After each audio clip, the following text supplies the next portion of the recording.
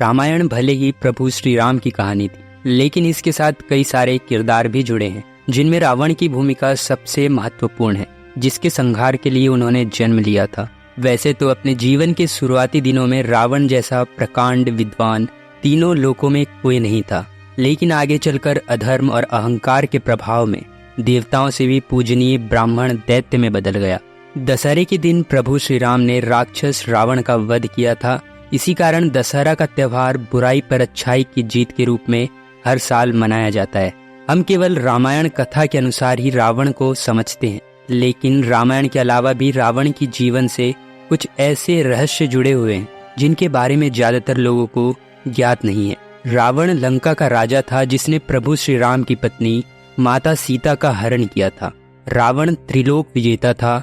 आकाश, पाताल और पृथ्वी तीनों लोक रावण के प्रभुत्व से वंचित नहीं थे। रावण महर्षि विश्रवा का पुत्र और ऋषि पुलत्स्य का वंशज था। महर्षि विश्रवा ने ही रावण को वेद, वेदांत और उपनिषद का पाठ पढ़ाया था। ब्राह्मण कुल में पैदा होकर रावण बहुत बड़ा विद्वान बना। उसके जैसा विद्वान ब्राह्मण तीनों लोकों में कोई नहीं था, लेकिन अधर्म और मद के प्रभाव ने उसे असुर बना दिया। तो आइए जानते हैं रावण से जुड़े कुछ रहस्यमयी तथ्य। पहला है, क्या सचमुच रावण के 10 सिर और 20 भुजाएं थी?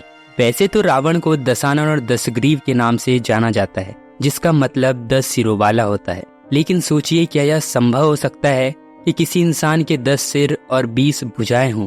तो आइए जानते हैं कि क्या सचमुच में रावण के 10 मुख थे। जैन शास्त्रों के मुताबिक रावण अपने गले में 9 रत्नों की माला पहनता था। 9 रत्नों की माला में 9 बड़ी बड़ी गोलाकार मणियां जड़ी हुई थी, जो बेहद चमकदार। कुछ लोग का मानना है कि नवरत्न माला की मणियों में रावण के 9 अलग अलग सिर दिखाई देते थे, जबकि रावण का वास्तविक सिर केवल एक ही था। यही कारण है कि रावण को देखने पर 10 सिरों का भ्रम पैदा होता था, जिस कारण उसे दशानन कहा जाने लगा।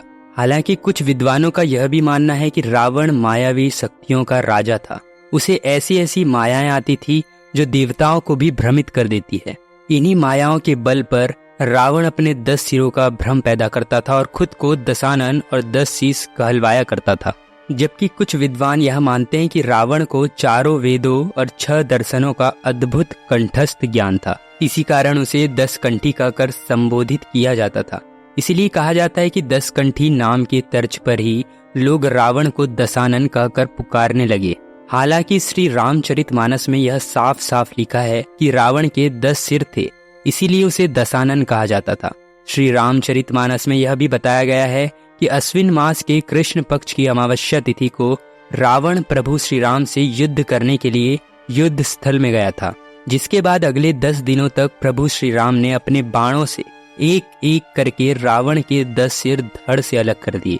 इसी 10वें दिन शुक्ल पक्ष की 10वीं के अवसर पर भगवान श्री राम ने रावण का वध कर दिया। इस तिथि को कालांतर में विजयादशमी का नाम दिया गया और इस दिन रावण के पुतले का दहन होता है। दूसरा है रावण के जन्म से जुड़ी पौराणिक कहानी, रावण के 3 जन्मों का रहस्य। रावण के बारे में तो हम सबको पता है, जिसने त्रेता युग में जन्म लिया, लेकिन शायद बहुत कम ही लोग जानते होंगे कि रावण ने इस पृथ्वी पर 3 बार जन्म लिया था। ऐसा माना जाता है कि रावण और उनके भाई कुंभकर्ण अपने पूर्व जन्म में भगवान विष्णु के द्वारपाल थे, जिनका नाम जय और विजय था।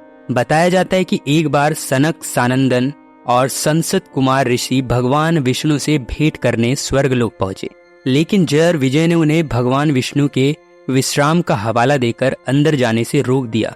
लेकिन द्वारपालों के इन आचरण से क्रोधित होकर सनक, सनंदन, सनत कुमार आदि ऋषियों ने उन्हें 3 बार राक्षस योनि में जन्म लेने का श्राप दे दिया।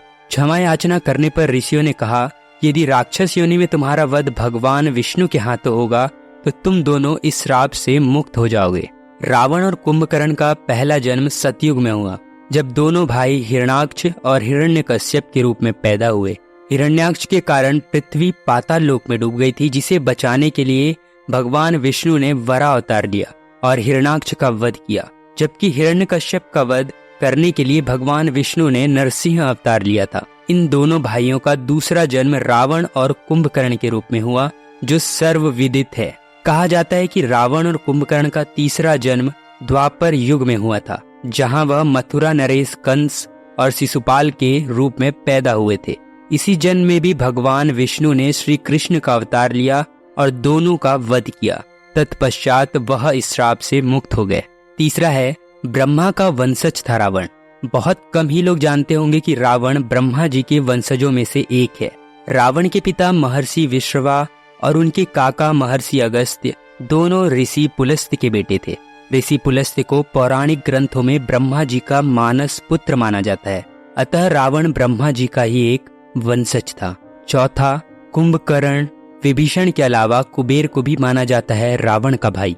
रावण के पिता महर्षि विश्रवा ने 2 विवाह किए थे। उनका पहला विवाह महर्षि भारद्वाज की पुत्री से हुआ था, जिनका नाम इडविदा या इलाविदा था।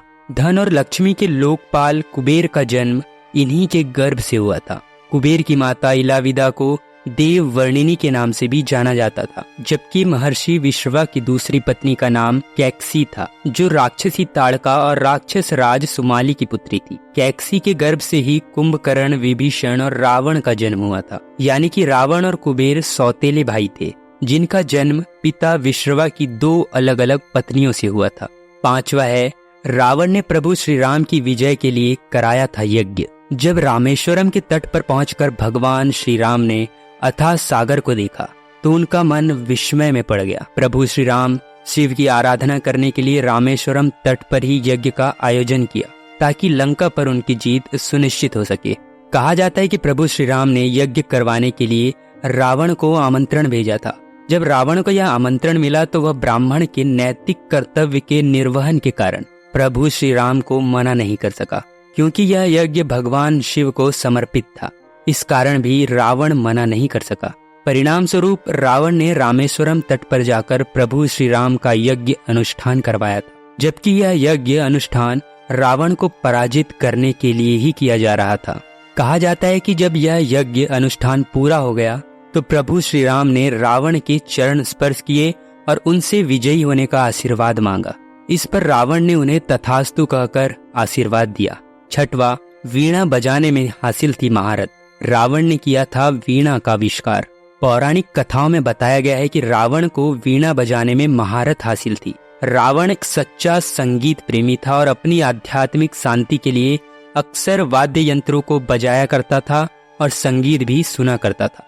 रावण वीणा की इतनी मधुर दान छेड़ता था कि स्वर्ग लोक से देवतागण भी उसके वीणा वादन को सुनने के लिए पृथ्वी पर आते थे।